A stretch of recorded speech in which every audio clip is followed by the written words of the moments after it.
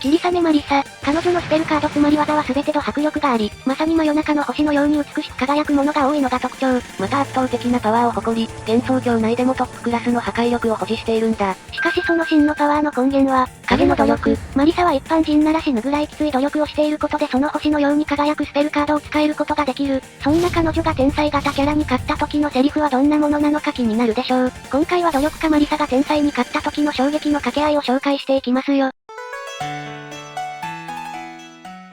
それではまずはじめに霧雨マリサとはどんなキャラクターなのか復習しておきましょう。人類がマリサを採用するためにも可愛いのにかっこいいマリサの秘密を教えてくれたまえ。まず霧雨マリサは人間にもかかわらず魔法が使えるという特殊なキャラクターです。通常魔法使いは2種類で、パチュリーノーレッジのような生まれ持ってもともと魔法使いになれたもの。そしてアリス・マーガトロイドのように、もともと人間から社食の魔法を習得して魔法使いになる者がいるんだ。社食の魔法とは魔力で自給自足できるので食事がいらなくなるのです。あと身体の成長を止める魔法の社虫の魔法を習得すると完全な魔法使いとなりますよ。しかしマリサは人間ながら魔法使い、疑似魔法使いといったところでしょう。人間なので当然魔力は生成できない。それじゃなんで魔法が使えるのか。マリサ曰く魔法の森で魔力を高めているかららしい。しかしその魔法の森は普通の人間が住めるような場所じゃないんだよな。魔法の森は地面まで日光がほとんど届かないため暗くジメジメしていて、キノコが多数生息しています。化け物キノコの胞子が宙に舞っており、普通の人間は息をするだけで体調を崩してしまう最悪の環境であり、一般的な妖怪にとっても居心地の悪い場所とされているので、一般人が到底住めるようなところではない。10代ぐらいの女の子が住むような環境じゃないよ。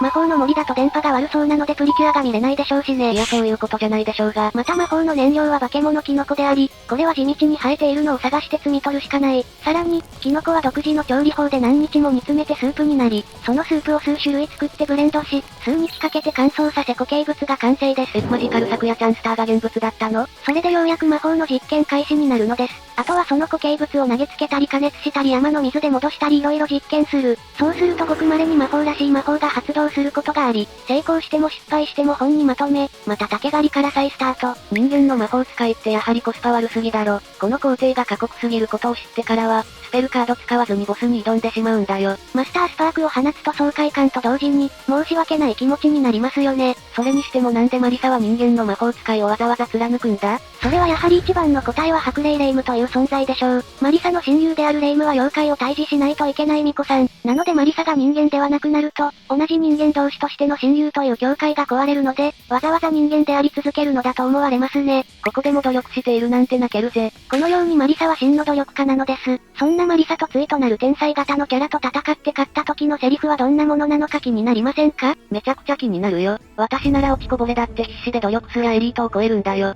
て言っちゃうね。それ戦闘民族の王子に向かって言ったセリフでしょ。しかし思った以上に天才たちに煽ったセリフがあるんです。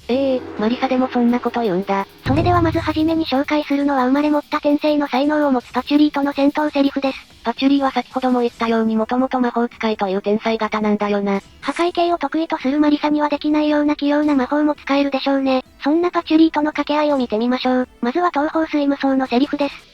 無給初登場のセリフだよね。それではこちらをどうぞ。無給マリサ、さあ答えな。外の世界に充満しているこの容器は、一体何なんだい？パチ、私はもうしばらく休憩するわ。役に立たないやつだな。この家もなんでこんなやつ買ってるんだ？めちゃくちゃ煽ってるかなり傷つくレベルの煽りですね。しかもこの満面の笑みですよ。役立たずと言い放った後に、なんでコウマ館はこんなやつ買ってるんだ？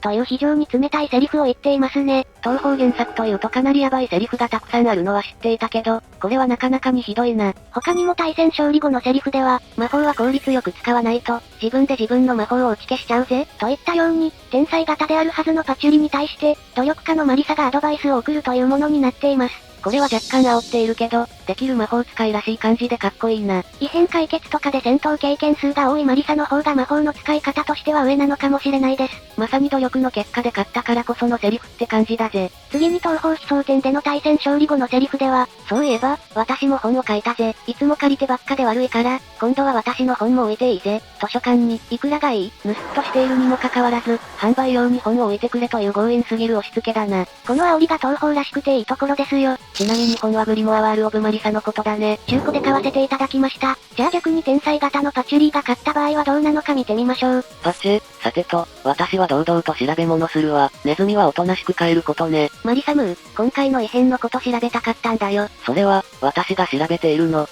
そ、独り占めするつもりか。今回の異変は、ネズミの手に負えないわ。あなたごときが調べても無駄よ。完全にマリサを下に見た言い方だな。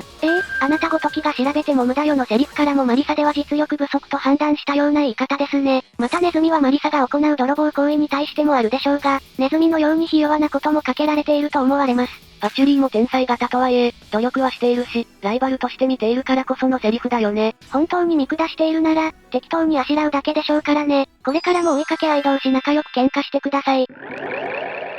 それでは次に紹介するのはやはり忘れてはいけない永遠のライバル白霊レイムとの掛け合いを見てみましょう。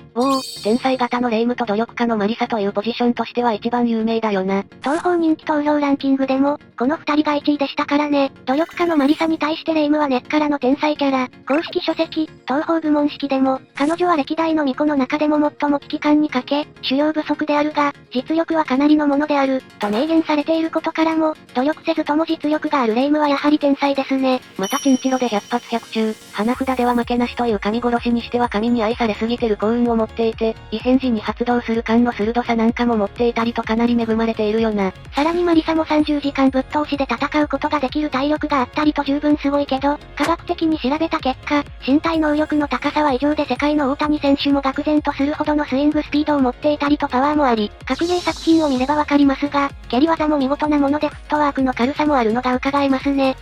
こんなのミコ 6V じゃないか。ただし努力値は振られてないと、そんな天才型のレイムと努力家のマリサの掛け合いを見てみましょう。まずはスイム層の対戦勝利セリフのセリフです。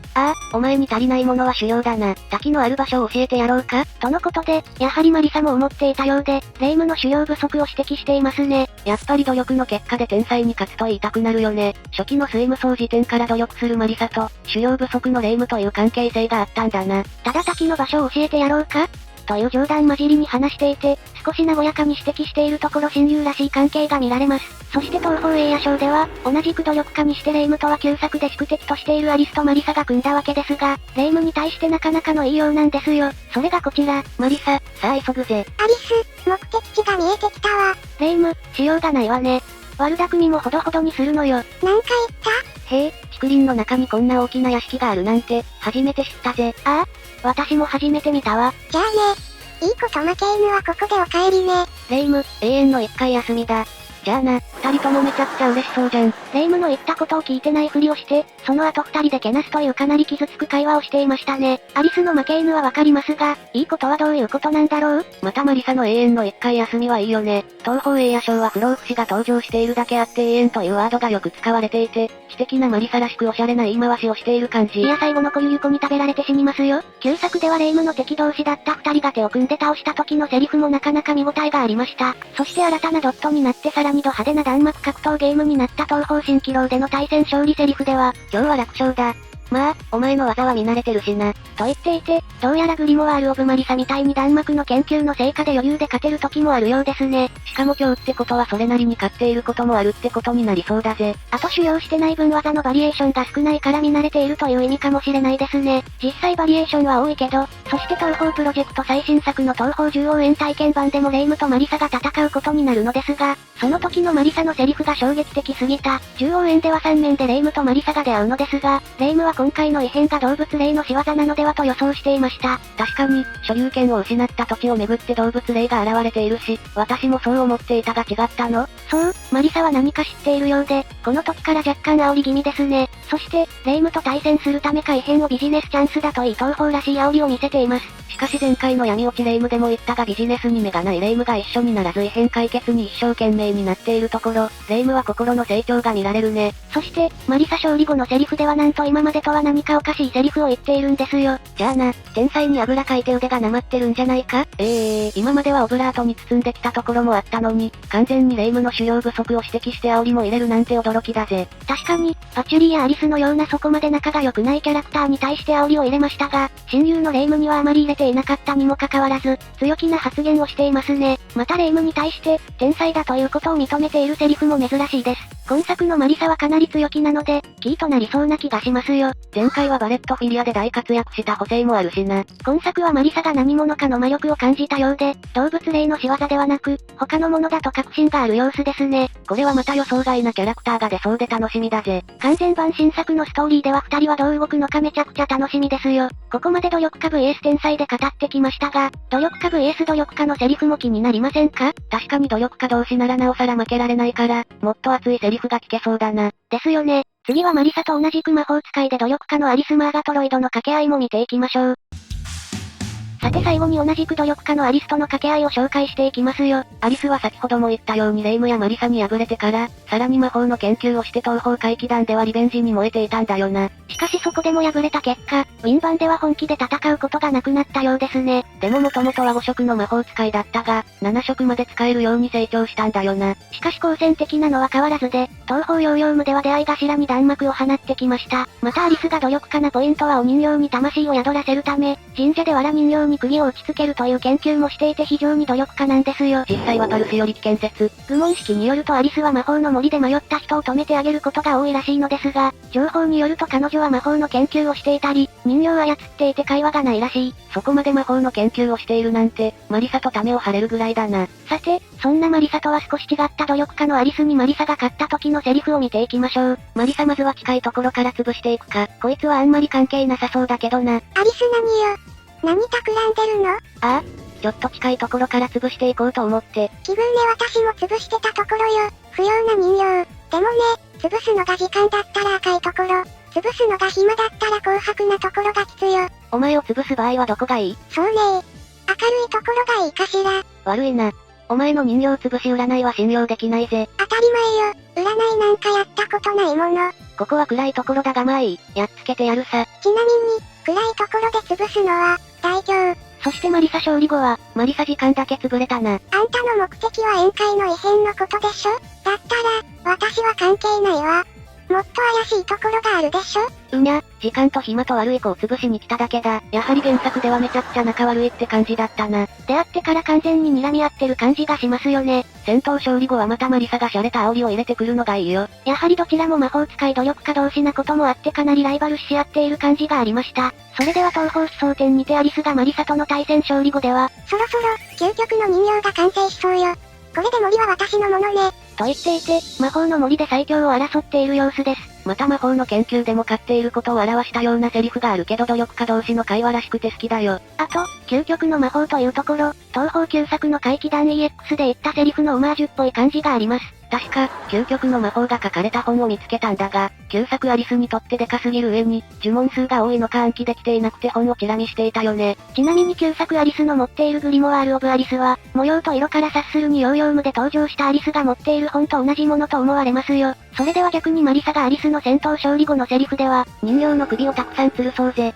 そうしたら晴れるに違いない。いや私の知る有馬りじゃないんだが。実はあれこそが幻想なんですよ。対戦前の掛け合いなどを見るとさらに仲の悪さが目立ちますからね。アリスが大切にしているお人形をてるてる坊主のように吊るそうというひどい提案ですね。つまりは首吊りってことだよな。アリスとマリサがここまで仲が悪いなんて衝撃的すぎたよ。仲が悪いというより、ライバルだからこそのセリフですからね。本当に仲が悪ければ常に無視しているはずでしょう。あくまで同僚者で同じように努力家だからこそってことね。